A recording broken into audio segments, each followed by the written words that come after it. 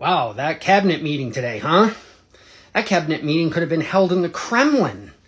We have an authoritarian president, Elon Musk, who is a close ally of the president, and an oligarch, basically. And why is he an oligarch? Elon Musk is an oligarch because he's one of the largest government contractors in the United States.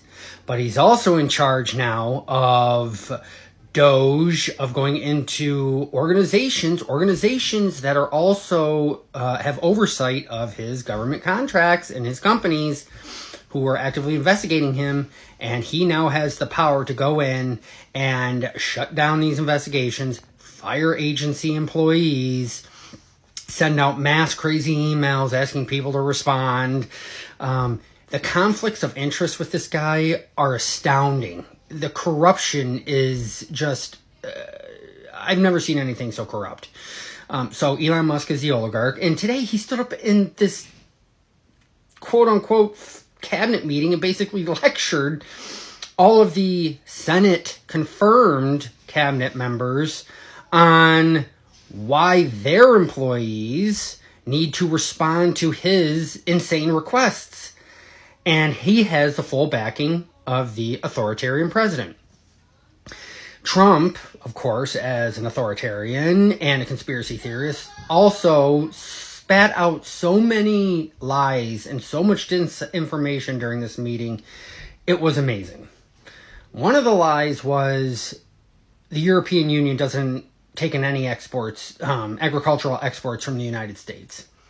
Well, that's false. The European Union is it's the fourth largest importer of U.S. agricultural products.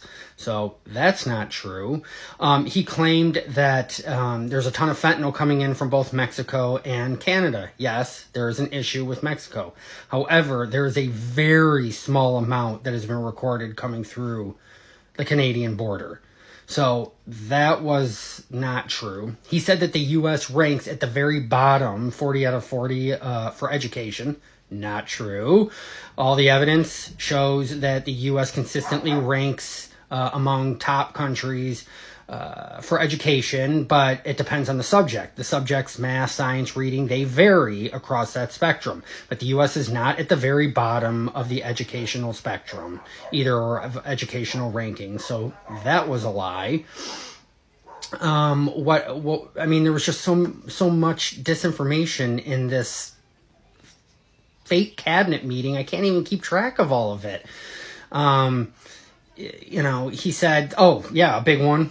The U.S. has spent $350 billion with Ukraine, and the European Union hasn't even come close to that number. False. Actually, the European Union has spent more in Ukraine than the United States. I think it's somewhere in the 200 billions range, and the U.S. is in the 100 billion range.